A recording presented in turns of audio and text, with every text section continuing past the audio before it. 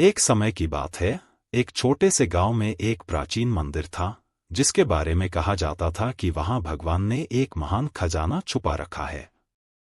यह खजाना इतना अद्भुत था कि जो इसे प्राप्त करेगा, उसकी सारी इच्छाएं पूरी हो जाएंगी। इस मंदिर के खजाने की कहानी सदियों से लोगों के बीच फैलती आई थी, लेकिन किसी ने भी इसे अब तक नहीं पाया था।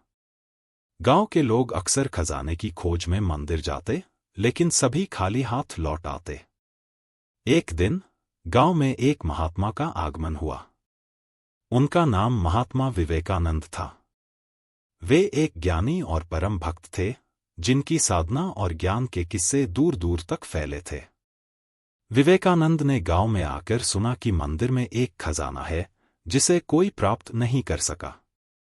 महात्मा विवेकानंद ने सोचा, क्यों न मैं भी इस खजाने की खोज करूं, परंतु उनका उद्देश्य भौतिक संपत्ति प्राप्त करना नहीं था, बल्कि भगवान के प्रति अपनी श्रद्धा और सेवा को और मजबूत करना था। उन्होंने गांव वालों से पूछा, क्या आप लोग मेरे साथ मंदिर में चलेंगे? गांव के कुछ लोग उत्साहित होकर उनके साथ चल दिए। मंदिर के द्वार पर पहुंचकर महात्मा विवेकानंद ने ध्यान और प्रार्थना शुरू की। उन्होंने भगवान से मार्गदर्शन मांगा। कई घंटे बीत गए, लेकिन कोई चमत्कार नहीं हुआ। गांव के लोग निराश होकर लौटने लगे, लेकिन विवेकानंद वहीं बैठे रहे। रात हुई और विवेकानंद अभी भी ध्यान में लीन थे। तभी अचानक एक दिव्य प्रकाश प्रकट हुआ और भगवान शिव का स्वर सुनाई दिया, हे विवेकानंद, तुमने जिस खजाने की खोज की है, वह भौतिक नहीं है। यह खजाना ज्ञान, शांति और आत्मसंतुष्टि का प्रतीक है। यह वही प्राप्त कर सकता है जो सच्ची श्रद्धा और निष्ठा से मेरी भक्ति करता है।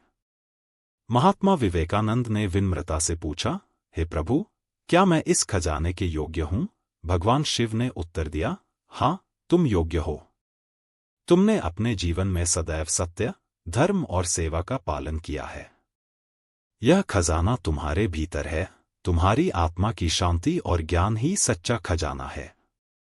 अगले दिन महात्मा विवेकानंद ने गांव वालों को इस दिव्य अनुभव के बारे में बताया। उन्होंने कहा, भगवान का खजाना भौतिक संपत्ति नहीं है। यह हमारे भीतर की शांति, ज्ञान और सत्यता है। हमें इसे खोजने के लिए बाहर नहीं, बल्कि अपने भीतर झांकना चाहिए। विवेकानंद के इन शब्दों ने गांव वालों के जीवन को बदल दिया।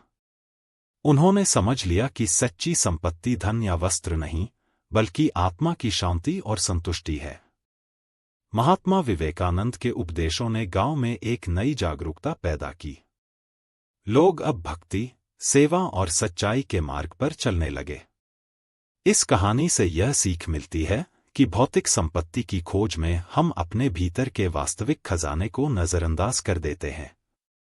सच्ची संपत्ति हमारी आत्मा की शांति, ज्ञान और संतुष्टि है, जिसे केवल सच्ची भक्ति और सेवा से प्राप्त किया जा सकता है। महात्मा विवेकानंद ने हमें यह सिखाया कि भगवान का खजाना हमारे भीतर ही है, बस उसे पहचानने और पाने की जरूरत है।